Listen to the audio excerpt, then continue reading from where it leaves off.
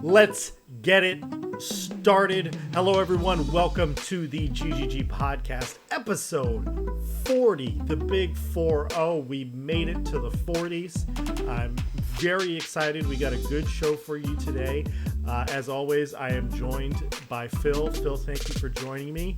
And if you haven't already, like and subscribe to our YouTube channel. Please hit that subscribe button. Give us a like. It really helps us out. We are so close to 300 subscribers. It's ridiculous. And also, we've been doing some streaming lately, so if you want to, you can find us over on Twitch and check out our streams over there. All right, enough of that. Phil, let's get into this week's episode. How you been doing? Any games this week that you've played that I don't already know of? Well, I'm doing well. You know what they say about 40, Paul? It's really the new 30. We're 10 episodes behind. We got to catch up. Oh no. Wow. Just setting new goals. No, it has been a great week for me video game wise.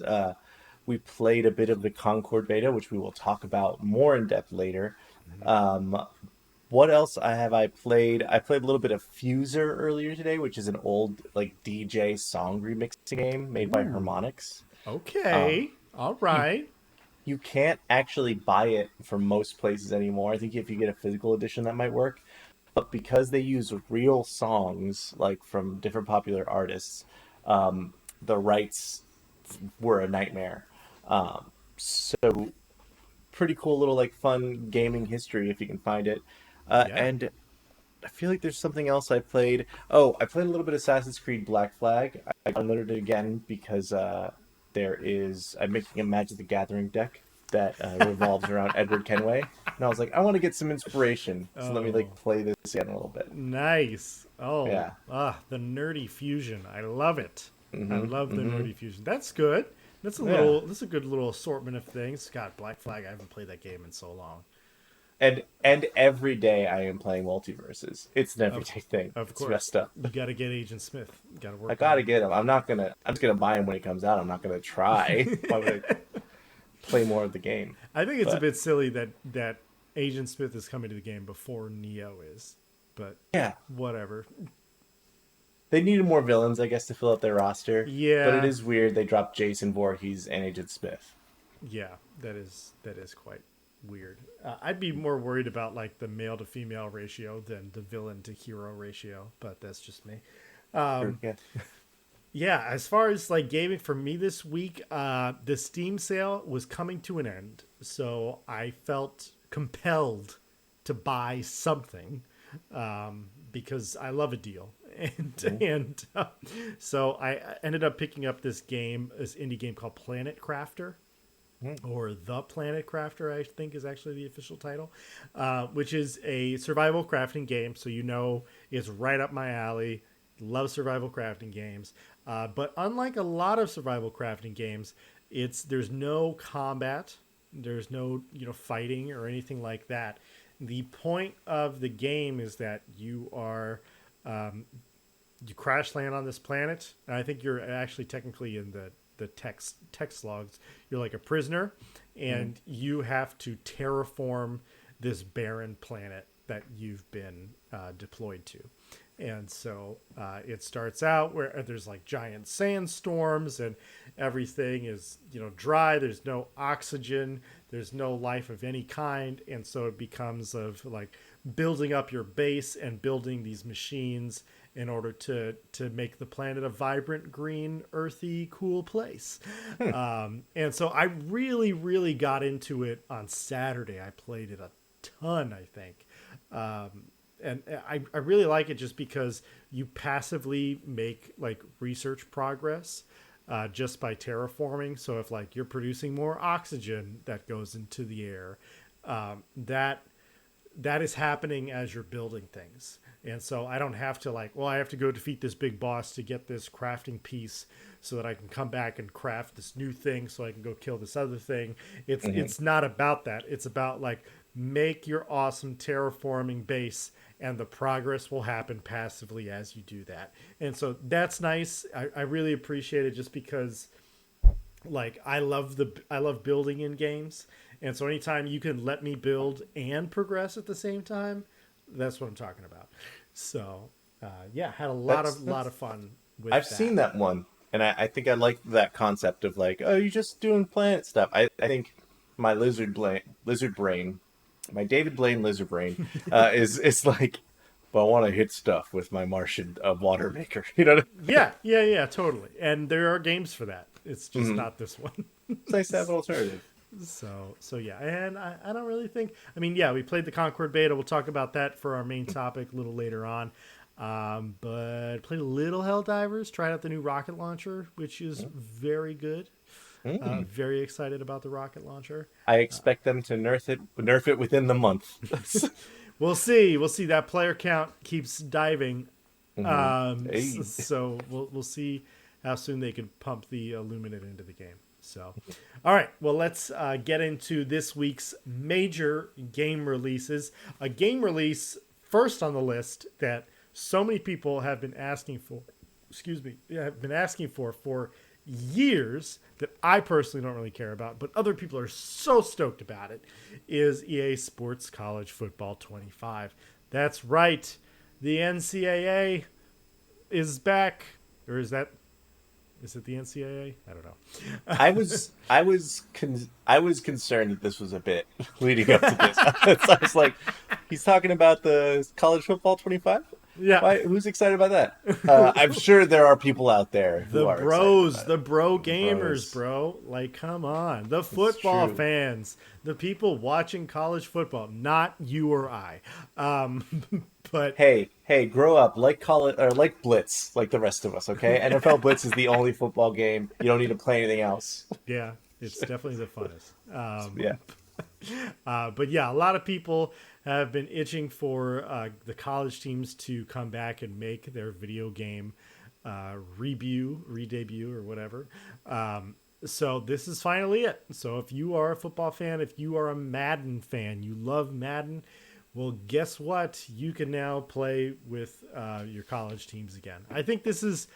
I saw some tweets on X where it was like some of my not gamer friends messaged me about this, and they were like, "Oh my god, I can't wait to play this. I still have my old 360 in the closet. I can hook it up right now." Like, not knowing that an Xbox 360 is not going to run this game. Hey, good luck finding that out, Like, bro. honestly, if that thing isn't red ringed by now, like, Yeah, damn. impressive. I think now I don't know if this is still going to be an issue, but I know one of the issues that stopped that game from coming out was like college football players were not getting any money if their rights were being used. So I hope that has changed by now. I think some legislation has passed to it because, yeah, they should be getting paid for doing basically some of the hardest work that you can in sports. Yeah, so like I think it works similarly with basketball as well, but college athletes are allowed to do like sponsorships and deals. They're allowed to make money now. They're just obviously the universities are not allowed to, give them a salary and Yeah. stuff like that. Which I don't know. They kind of get around and do that anyway, but whatever. Hey, free won't- college is kind of a salary. Anywho, let's not. Yeah, we won't jump into that. But yeah, let's talk about politics. let's really not. Like, I really, all right, well, let's move on from that because Phil and I just are not that interested, unfortunately. But so the next game we have coming out this week is Flintlock, and Flintlock has been a game that's been getting a lot of press. The full title is actually Flintlock: The Siege of Dawn, and that sounds very epic and amazing. And I was just telling Phil before we started recording this today, I've seen so much footage of this game, but every time I see it, I really don't care. And Phil, you seem like you do care. And so Yeah. what is so interesting about this game to you? Well, let me tell you this, Paul. It is not the title. As you said it, I felt my brain dying. Like this Flintlock, The Siege of Dawn. Yes. That is a terrible title. that is like It makes no sense. yes. That should be like a Destiny seasonal title, Yes, if the anything. Siege of the Dawn or something like that. Something like that. Yeah. That said, everything I've seen about this game, I have enjoyed, and everything I've heard about the game has got me a little bit excited. From what I understand, it is like a sort of uh, this character and her like weird spiritual ethereal minx cat sidekick, um, kind of with souls like combat, and at the same time, it's a roguelite style game. So you're like hitting different runs and like trying to increase and like make story progression. All Mhm. of these words come together to like make some of my favorite types of games. So I'm Yeah. very excited about that. The combat looks fun. The traversal looks really like uh, extra over the top and really fun. So it's one of those ones where I saw it was coming to Game Pass and I was like, yeah, I'm gonna download that. I'm gonna play it. It could be like one of my favorite games of all time, or it could be like a game that I forget tomorrow. Wow. That's a that's a big It's a valley pretty there. wild. Yeah. Like, I mean, honestly, it kind of looks like to me my best comparison is like God of War Valhalla. Hmm. So like it is that over the shoulder melee fighting style. It's probably not going to be as good as God of War's melee combat, but who knows? Hmm. It could be good. I get something about the aesthetic maybe is just turning me off about the game, but no reviews have come out yet, so I don't really know if what we're dealing with is a good game or not. So, Yeah. Seeing some of the trailers, it looks like your build can like vary pretty drastically. mhm. Like one of them I saw, she's the main character is in sort of like medieval armor using like a flintlock rifle, and then Ah, another one she's doing like sword and flintlock pistol. A lot of flintlocks, because I yeah, think they wanted to limit it to be like you can have a gun, but you get like 3 shots. yes, in that Black Flag mindset. And yeah, you know. Yeah, so I don't know. I'm a little curious. We'll see how the reviews do, see what other people think, but this is definitely not a game I'm jumping on immediately. But I'm happy that we are getting new IPs, so I do want to encourage the market to do that and to give things chances that people aren't already familiar with. So Agreed, agreed. agree. Uh, Similarly, this next game is something I didn't know about until like yesterday night when I saw the trailer for it. Bo Path of the Teal Lotus is a Metroidvania game. Um, the art all looks like really cute and inspired by like ancient Japanese sort of like myth and stuff. Hmm. And you play as this like little cat dude. I'm assuming Bo.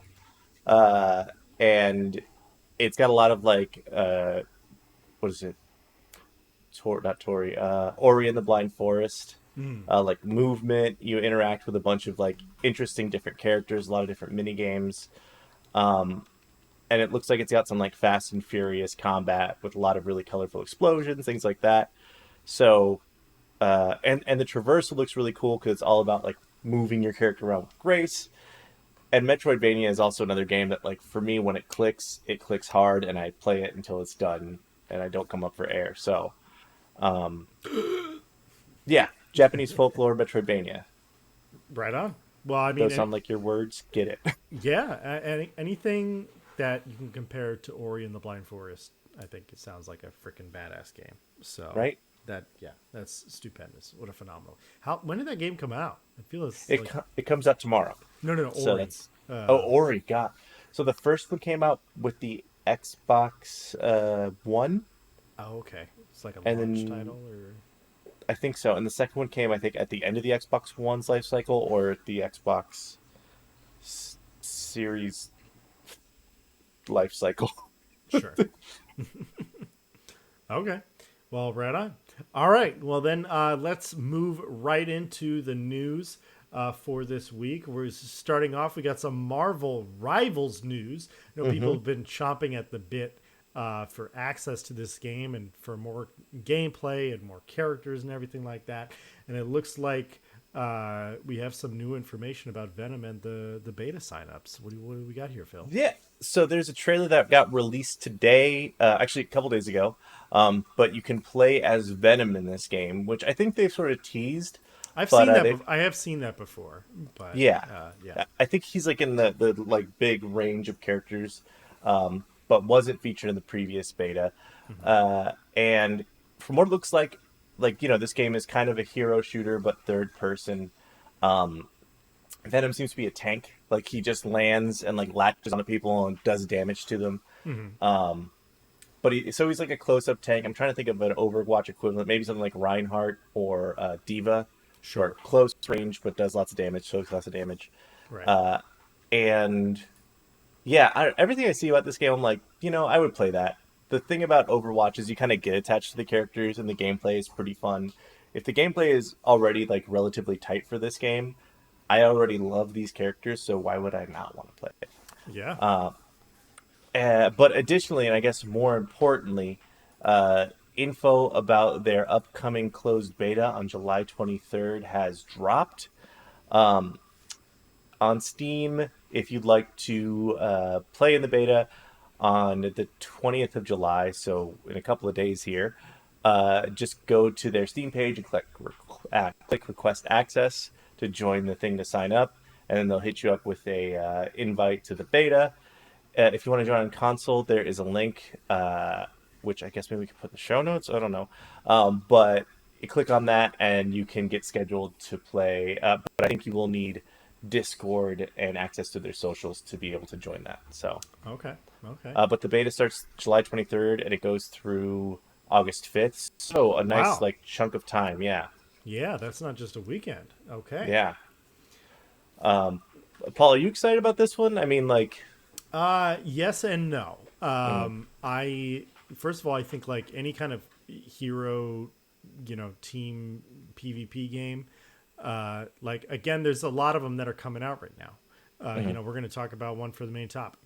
But I think like Marvel is ripe for a game like this, where you have all of these identifiable characters, kind of like multiverses, where it's like you can play as Bugs Bunny, you can play as, you know, uh, LeBron James, or some character like Banana Guard. Famous Warner Brothers character LeBron James. Yes, famous.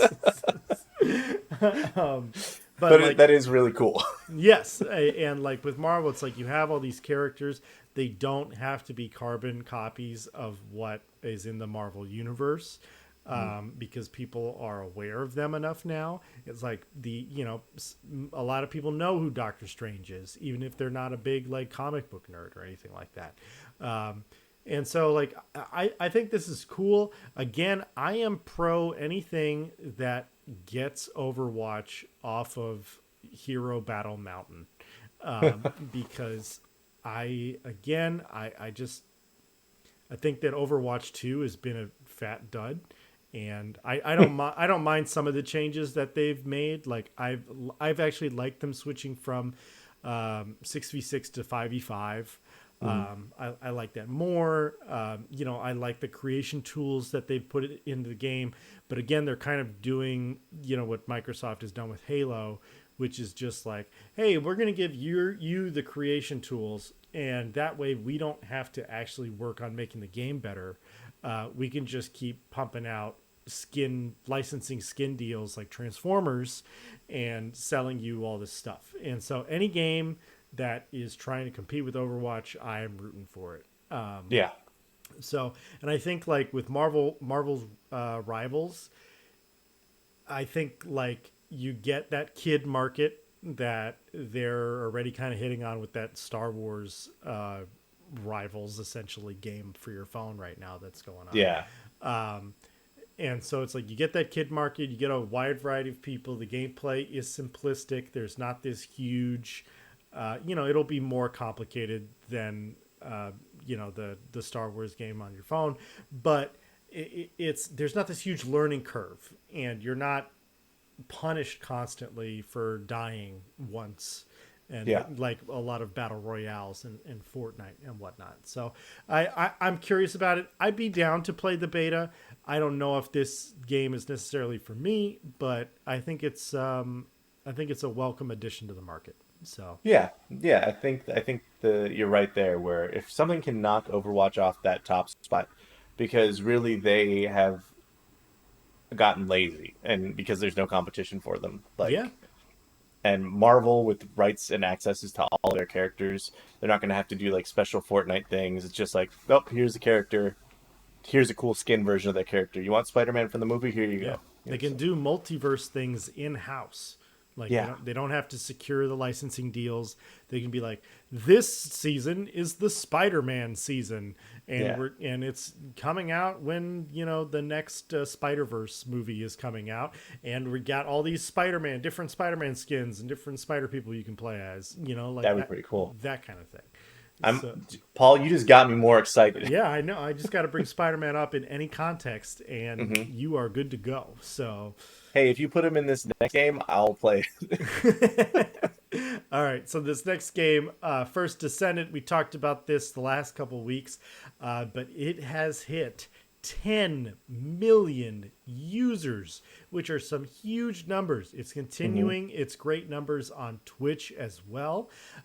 They have petered off a little bit, as I'm guessing some people have got to the free to play fatigue where it's like, I wanted to play this game for free, and I've played the maximum amount I can play for free while still having fun. And now that I've hit that paywall, I'm out. So, but regardless of that, the numbers are still doing really well. I'm sure that they're making money hand over fist right now. It must be kind of frustrating, to be honest, for other games to watch a game like First Descendant do so well. Yeah. So yeah, I don't know how to feel about this, and I've only played it like the one time. I have not gone back to it. So I mean, well is a relative term because critically it's kind of gotten lambasted. And I mean, it's a free to play game, so that's a bunch of people downloading it for free to play. Eh, yeah, yeah. I mean, I get that, but like the numbers are big, and honestly, I wouldn't be surprised. Like we've talked about people doing advertisements or like people testing advertisements in games and whatnot. I'd be very surprised if by next year, free to play games didn't have just straight up ads in them. It's like that's how yeah. they work on your phone. Like you got ads on your phone, Oh, and I'm sure like First Descendant, if you're not buying the battle pass or whatever you need to buy in all the currencies that they have in that game, like they're gonna show you an ad or watch an ad to get 500 silver credits, that kind of thing. I just want to see ads of those fake games where it's like, a big ball rolling down towards the person and he's trying to shoot it. Oh my god, Then I always want to play that game, and it's never that that game, game. no way that game exists. That game is impossible. Um, yeah, it's interesting for a free to play game to pop off so big. I think what we talked about before is probably the case where it is just the right time because there's nothing else to play right now. Yeah, it really is. Um, a lot of kids are home from school right now. Free to play game kind of fits perfectly in their margin because they don't got to bug their parents to download it. Hmm. Um, and it's got big butts. Game's Yeah, got big butts. and kids like that. So, Yep, kids love that. Kids these days. Uh, all right. Well, enough about First Descendant. We've talked about it on the podcast enough. So let's continue to press on here. So, yeah. unfortunately, there has been a leak, as there always is, because it's 2024 and everything's leaked. So, a playable build of the upcoming Space Marine 2 has leaked and is moving throughout the interwebs, the dark webs, the Reddits, the Tumblers. So- Even and, popped up on LiveJournal. oh my God. That's the weirdest And one. something called MySpace. I don't know. Yeah, a playable version of Space Marine 2 has leaked. Saber Interactive has come out and obviously said that this is not a good representation of their game and everything like that. They're very disappointed that it's been leaked, and people who are looking forward to the game, please do not play it. And I think essentially what this was the build that they were originally going to run with before Space Marine 2 got the big delay, where now it's coming out. I believe it's in September, but it was supposed to be coming out. Or no, maybe it got delayed past September. I want to let me. No, September 20th, I believe, is their current release date. Okay, so but So that it was supposed to come up last year, maybe. That's what I want to say. yeah, I think it was supposed to come out in like December or something. Yes. And I remember you telling me about it and be like, this game is for sure getting delayed. Yeah. Um, and then like maybe they were flirting with March, and around that time is when they dropped like, no, it's coming out in September. Yeah. And this game looks incredible. Like this is absolutely something I want to play. Uh, but so you said like this game is basically a year old now. Like the code that leaked is a year old version of the game that they're still working on. Essentially, yes. Yeah. So maybe a year old. It could be back in that March. It's very unclear, and they haven't completely talked about the details of what build it is because they don't want to give away any more information. So, but this is look. There is no one who wants to play Space Marine 2 more than me, but guys, be patient. Yeah, Let it be done. we're so close to the finish line. Yeah, the reason I told Phil that it was for sure going to be delayed is because when they announced it, it's like, yeah, we're coming out a year later. I was like, it's not ready. It's I know from like AAA timeline, like it wasn't going to be ready. So I want to play the game when it's done. One of the news stories we didn't add to the news this week is that Hades 2 is getting a big update and whatnot.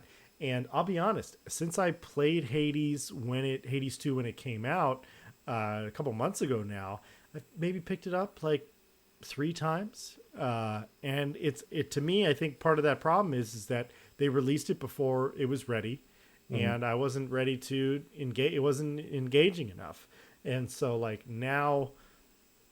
I get that we're getting used to early access, but that doesn't mean steal games and play them before they're meant to be played. It's like it's the same disappointment like I had with the Insomniac leak with the Wolverine game.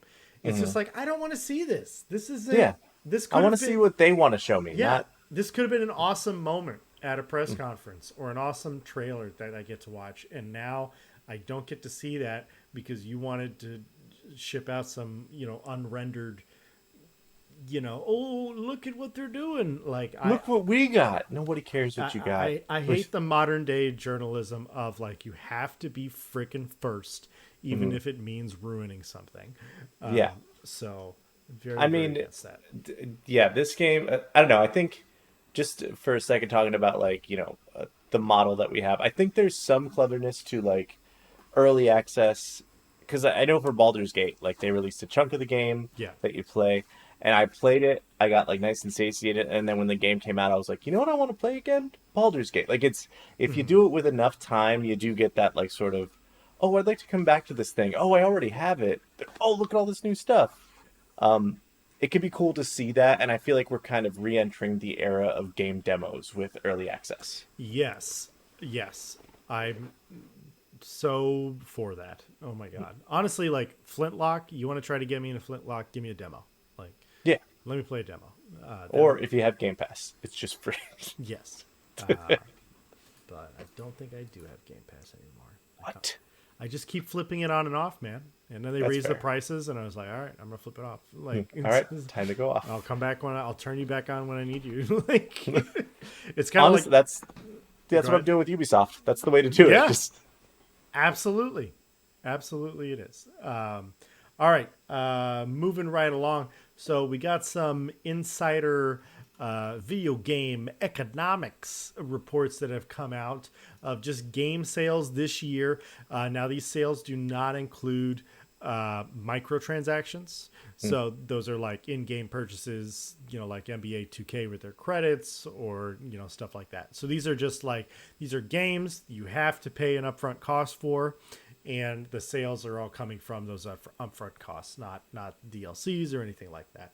So, and it was actually pretty surprising for me because I found out that Sony is actually having a good year when it comes to their game sales, with Helldivers 2 leading the frickin' charge for most copies sold this year of 2024 over Call of Duty Modern Warfare 3. Which is phenomenal. Like, there's not a lot of things that can top a Modern Warfare release. So the fact that Helldivers managed to do that is great. Other games that are high ranking in sales. So it's Helldivers. Then we got Call of Duty Modern Warfare 3. This is the version that came out in 2023, even though it's 2024. Dragon's Dogma 2 also sold well. This next one was a surpriser for me. MLB The Show 24 in 4th place, which is crazy. But, it's like we forget, but sports games are freaking popular, man. Yeah, Sports games are it's a freaking money popular. machine. Yeah. It's maybe as boring as watching Rice Age, but it's people are into it, I guess. People are into it. And right after that, we got Final Fantasy VII Rebirth. Of course, a very popular game. Tekken 6 was surprising. Or Tekken 8. Not Tekken Tekken 8 6. in 6th place. In 6th place, yes. Tekken 8. And then we got Madden, Suicide Squad, and Hogwarts Legacy. 2 games from Warner Brothers. And this is something that we've touched on earlier in the year, but even though Suicide Squad has been review bombed and whatnot, it seems like they're pushing sales. Yeah. And like they are selling. I do understand like they've put the game on discount many times Multiple now. times. Yeah. And I do know that it will be a free Prime Day game. I think you might actually be able to claim it this week for Prime Day. Really? Yeah. Like you could grab the whole game for free on Prime? I believe that it is what I saw on Kotaku. Just go on Amazon Prime right now. Yeah. So yeah, but then also something of note I also wanted to point out was that in the month of May this year, Ghost of Tsushima was actually the best-selling game, which was so crazy to me because it's obviously been out for 4 years. But it came out on PC this year, and so a lot of people got a chance to play it who hadn't played it before. And I was blown away that even just on a single platform, being the PC, that it was on top of all other game sales in the month of May. So that was quite notable. So even though like Sony's not throwing out a bunch of bangers this year, they're still selling games, and that is good to see. That it's not just, the microtransactions pushing sales. What's crazy to me is Hogwarts Legacy sticking around for a whole calendar year after its release, still breaching the top 10. It takes the number 9 spot just after Suicide Squad. Pretty huge in my book, and just shows like the hunger people have for just a full finished furnished game, and B, I guess that IP, which as we've seen, they're already releasing the Quidditch game a little bit later this year, and they're talking about the movies as shows coming to HBO. So it's I think it has a lot to do with that, but the props to them because that game actually did kind of slap. I know some controversy around it. Still a good game despite everything else. Yeah, it's a very good game. I ranted and raved in our podcast about how much I loved the castle interior design. I thought it was impeccable. But yeah, it's a known quantity. It's Harry Potter. And I will say this is probably being reinforced similar to Ghost of Tsushima, where Hogwarts Legacy has had multiple releases. And we talked about a big update a couple episodes ago where it was adding all the pre-order stuff and the Ultimate Edition stuff into the game. But I do think Hogwarts Legacy also came out for Switch, so that could be pushing sales as well. But yeah, always good to check out the rankings and how everything's moving. Our game of the year from last year is in 14th place, Spider-Man 2. Hey, pushing right along. Yeah. All right. So speaking of pushing right along, next in the news, we got another Mortal Kombat character trailer. It's Takeda, or Takeda. I forget how to say his name. But he was one of my favorite new characters in MK9, I want to say. Yes. No, MK10. It was MK10. But yeah, he is the son of Scorpion, sort of. I don't know how they're doing this with all the multiverses, if he's actually related to Scorpion or whatnot, but he is a Mortal Kombat character. He's not coming in from another franchise or some licensing deal. He's a Mortal Kombat character. He fights with whips that have like blades on them, and he whips around these blades, and he does lots of fanciful, spinny, acrobatic things. As my Mortal Kombat guy, he is Scorpion's son. Is that? I mean, you are my Mortal Kombat guy. Is that his? Oh, He is Scorpion's son, I think, in Mortal Kombat 10. okay. But again, like this take on his character, he seems older, but in this latest edition of Mortal Kombat, Scorpion is younger. So but again, there's so much multiverse stuff. I'm not going to be like, what's the canon? Like, so. And with DLC characters, they're just like, they're here now. Don't worry about it. Yeah. It's like they showed up. Homelander came through a portal. Don't worry about it. So it's always cool to see. I'm glad that this is the last character that they are putting out for the first character pack.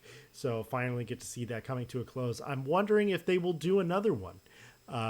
Again, Mortal Kombat, this latest one, Mortal Kombat 1, did not do as well as some previous iterations. And so I'm curious to see whether people are actually logging back in and buying these new characters. I'm sure they pulled some people in for Omni-Man and Homelander, maybe some Peacemaker business, but yeah, I don't know. I might get this on discount at best. That's where I'm at with this. Yeah, So, that's not a bad place to be.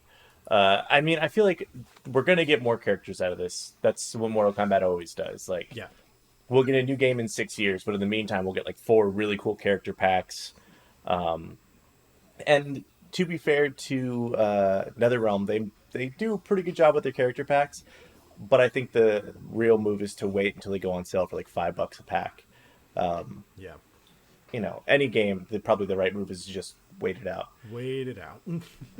That said, it's cool to see them like kind of dipping back into their own lore. We get excited about seeing like Omni-Man and Homelander and Peacemaker, but I do like that they've got years of Mortal Kombat characters. Yeah, Throw some of those in the mix. exactly. It's like, yeah, you opened up the multiverse floodgates. Let's pump some old Mortal Kombat characters back in the game, or have some companion characters, because now that's a thing in this latest one. Like as main characters that you can play as again. That would be nice.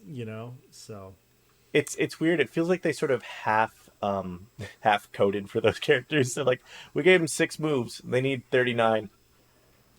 They're bonus character. They're like back up your homie. yeah, exactly. So, all right, let's talk about something new. So there is a new game coming out, is a VR game, which we don't often talk about VR games on this show, but Skydance's Behemoth, which to me looks like a full-fledged Blade and Sorcery game. It's like you actually like made a full game out of Blade and Sorcery. For those who are not familiar, Blade and Sorcery is a VR game. It's very sandboxy, and you can mess around with it and do what you want.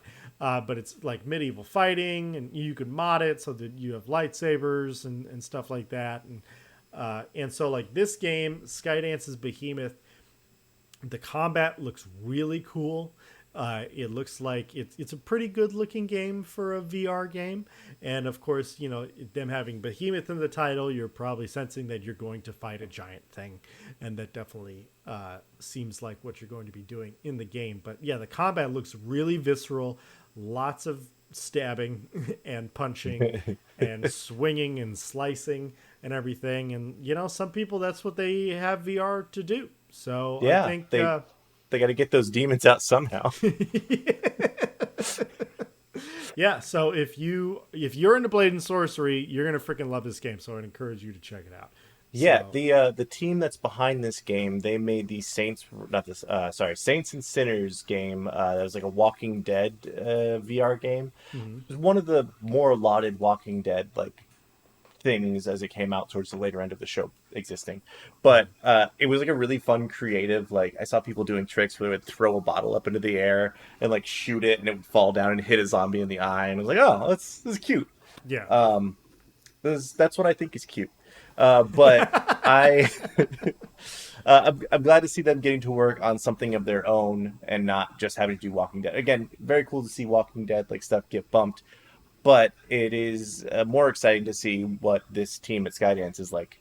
Yeah, we worked on something, and especially if it's going to be like a Shadow of the Colossus, at least part of it, like in VR. Yeah. Super down. Yeah, I think it's a great idea.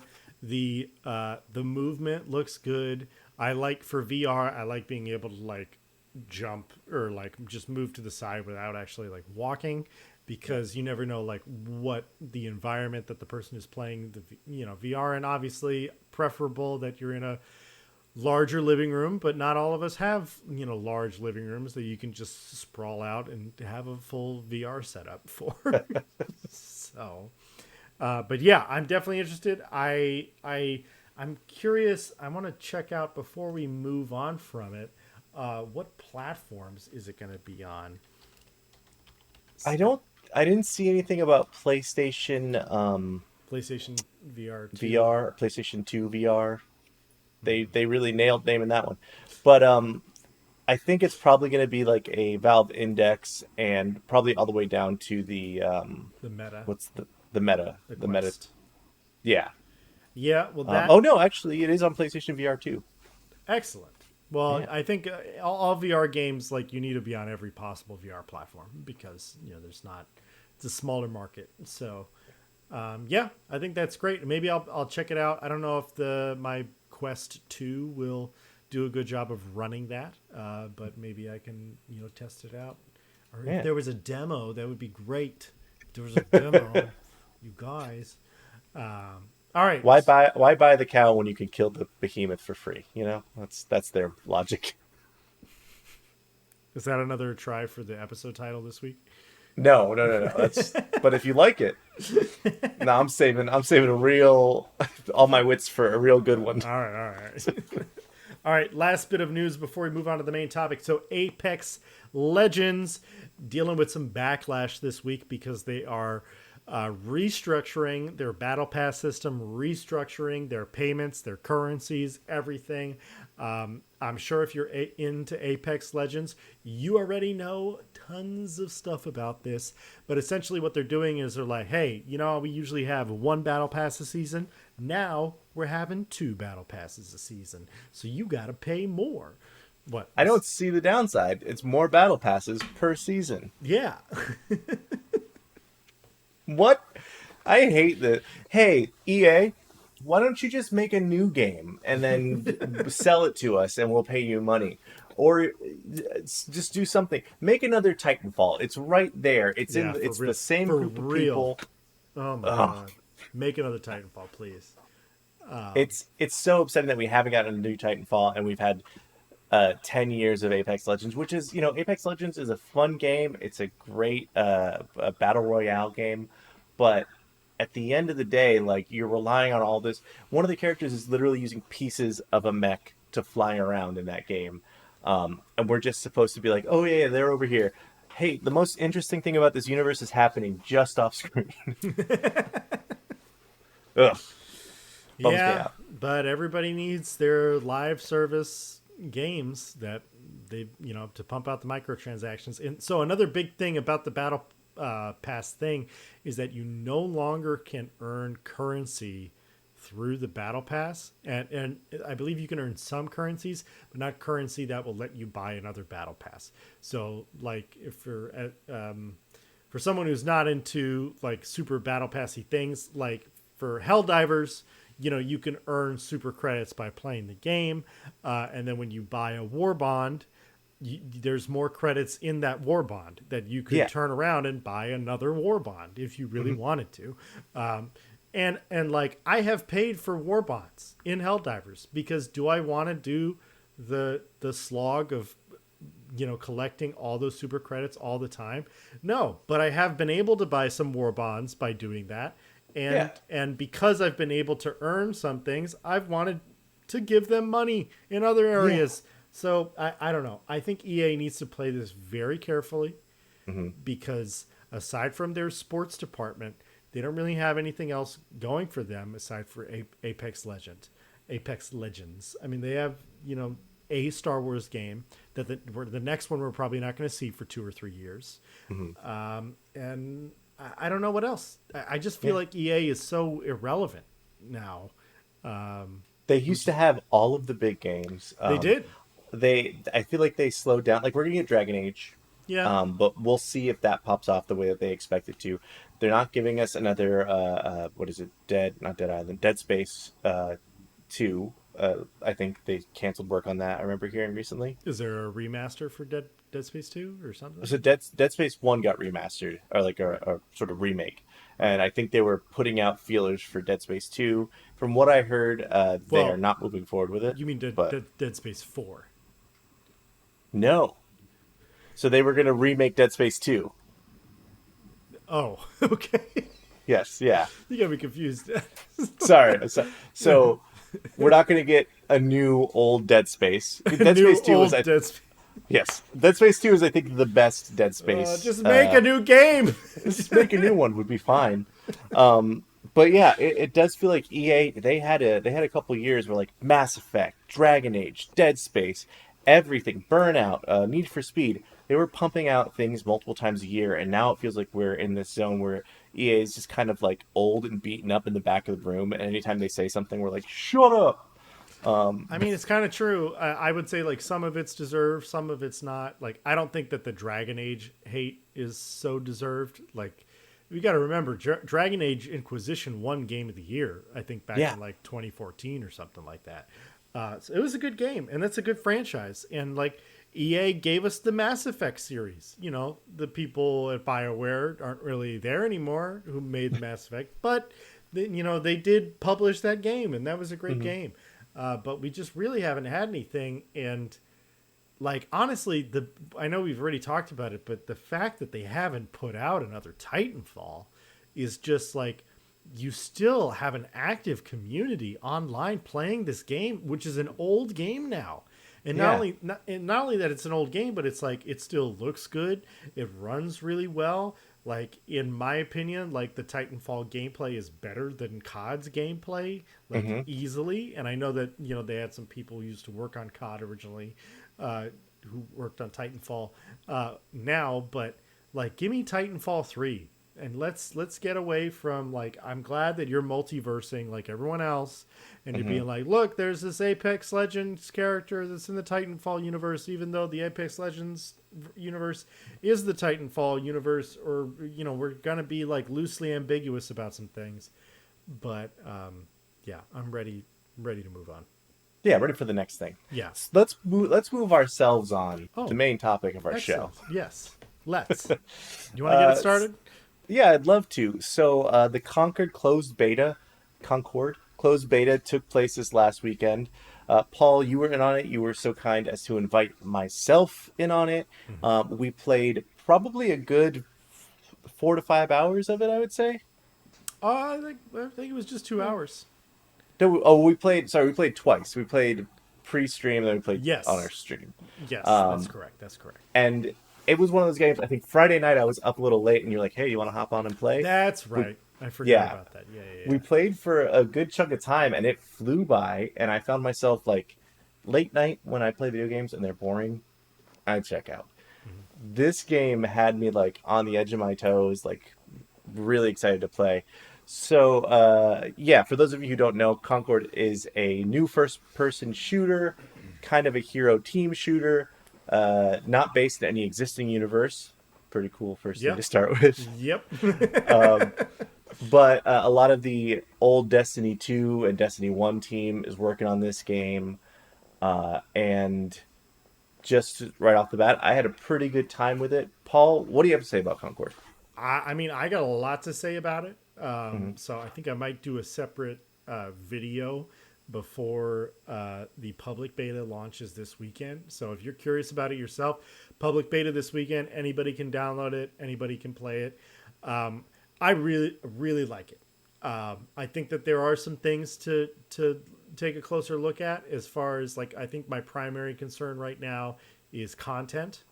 In a market that has a lot of free to play shooters, you can play Overwatch 2 for free right now. So like Concord is charging you $40 up front, which I think, from what I can tell, the game is like it is worth the $40. But I want to make sure that there are currently in the beta, I think there's 2 game modes you can play. And I'm curious what else you can actually do in the game aside from those game modes, because I don't want them to get too worn out. But aside from that, I pretty much liked everything else. I'm not a big like hero character shooter or character game type of person, but I thought the character design is awesome. Like everybody's like gonna immediately be like, well, it's Overwatch meets Guardians of the Galaxy, and it's like, yeah, it is. It is. And that's excellent. Yeah, turns out not a bad combination. So like I thought all of the characters, every single character I played was good.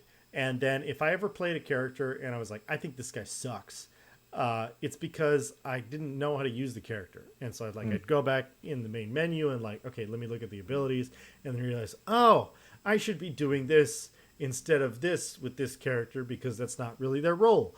And so I just, from everything from the graphics to the universe that it establishes, to just the design, the balancing, and honestly, the gameplay that we really experienced, it feels like Destiny. It doesn't feel like Overwatch. Overwatch is more, twitchy. It's kind of like, I know Overwatch came out before Valorant, but it's kind of like Valorant-y a little bit. Obviously, you're not doing as much damage as you are like Valorant or Counter-Strike or anything like that.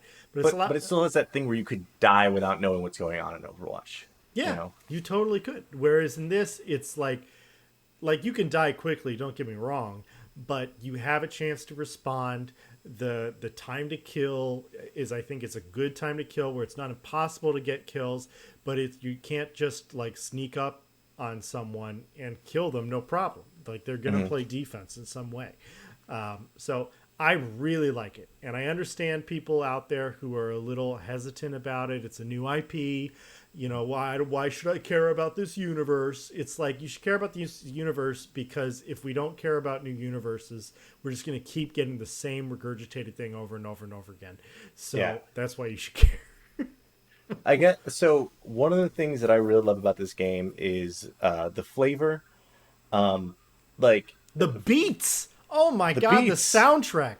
Yeah. I'd just be sitting there like, the time to kill like kind of works for this type of world where it is a little bit fanciful, it is a little bit like grungy and serious. So you do have that like, oh, it's like an action movie, like, oh, I'm getting shot at, let me like respond, let me do my chest move in response. Sometimes you win, sometimes you don't, but you never feel blindsided. Additionally, when a match starts off, like you start off at your the main screen, you're on the deck of your ship looking out at space. And then all of a sudden we see like the planet that you're entering, kind of like in Destiny when you see the ships enter and do that thing. And then we see like the actual landing of like entering the atmosphere. You're going through clouds, going through stuff. And the game does this really excellent thing that made me feel like Firefly, Guardians of the Galaxy, but it's like that grungy space thing where like there's dewdrops on the ship. There's like panels like possibly flapping off. So it does all of this stuff to set your tone so immediately, like, okay, like this is the world we're in. My favorite character is, I think, Fennec, Enox, Lennox, who is like a weird Yondu-looking green guy. Yondu, he's one of the main guys in the cinematic. He is, yeah.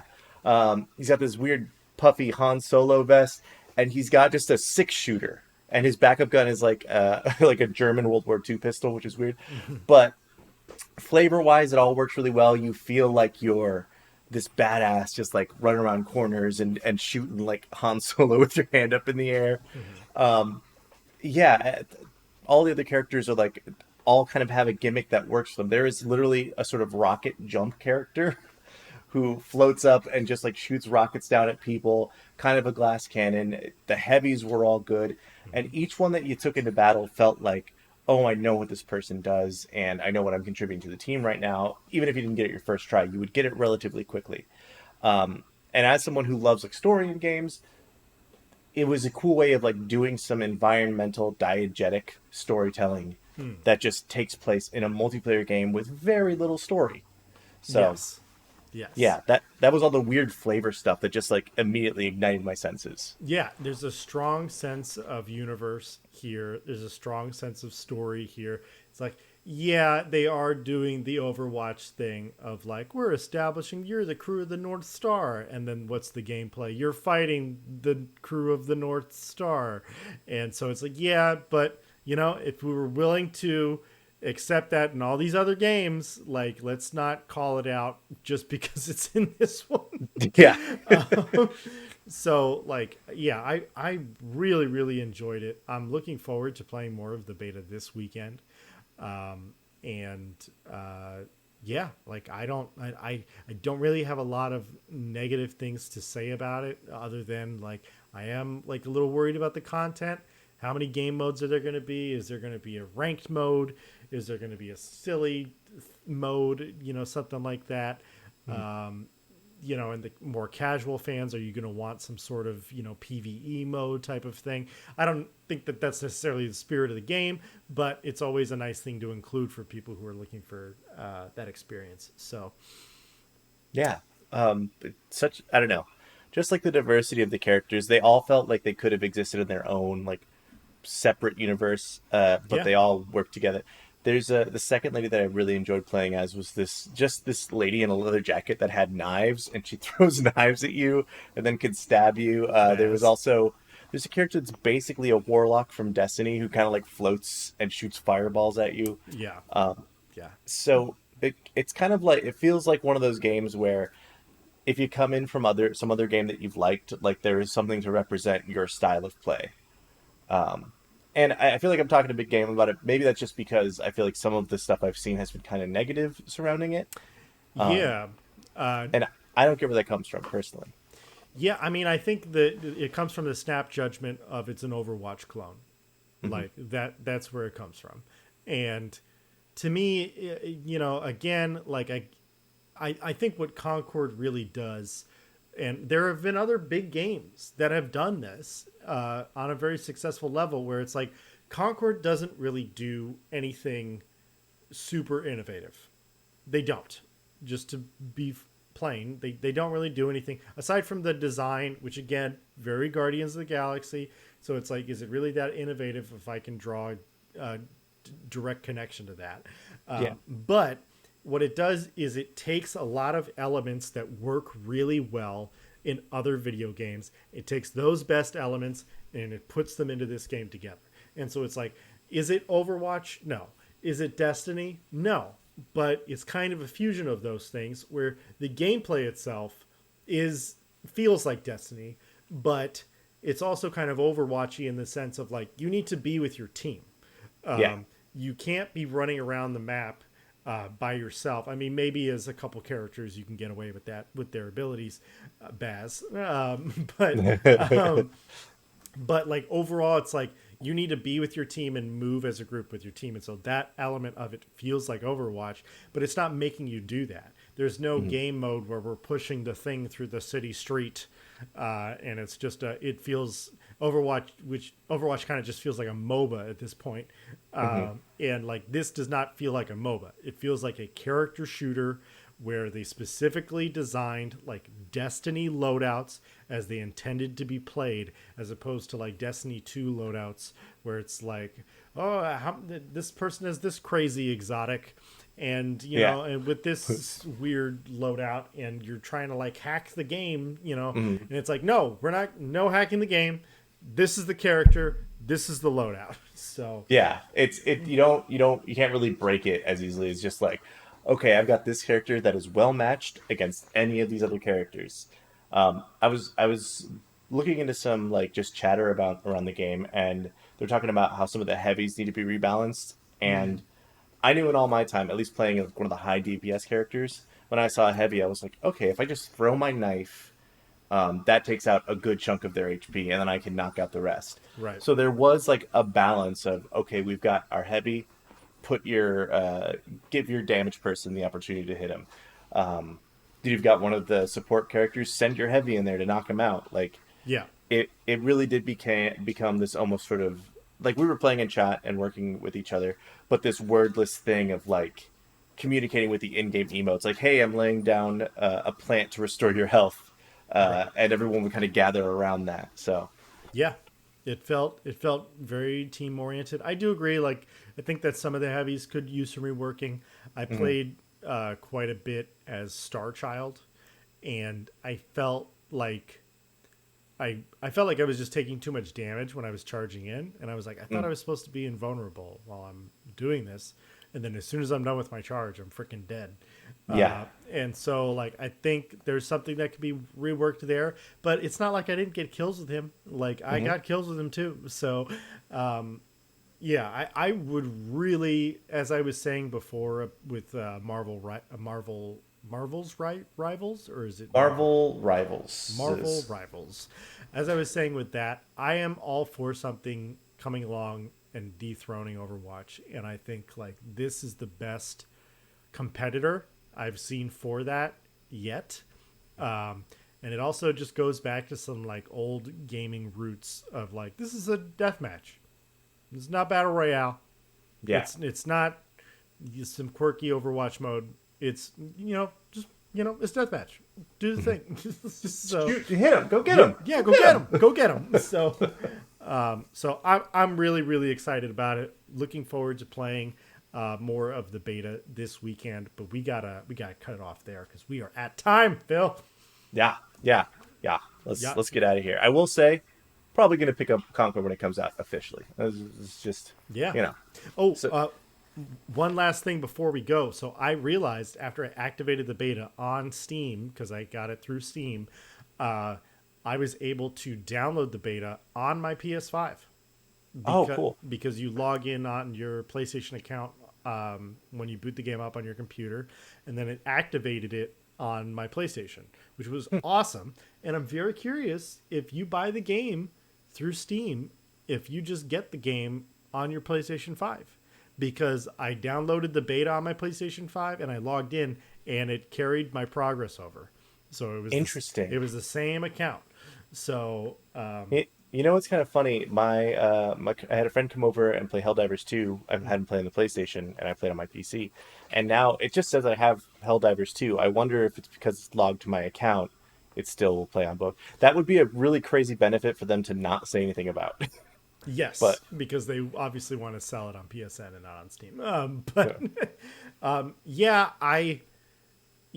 don't know. That could be amazing. Obviously, Helldivers, there was the huge like PlayStation account controversy that we talked about. But with this game, it's like if you're logging in, you gotta have a PlayStation account from day one. makes sense. So, but if the benefit is I get 2 copies of the game, I can play on 2 different platforms. I am all about that. So, Oh yeah.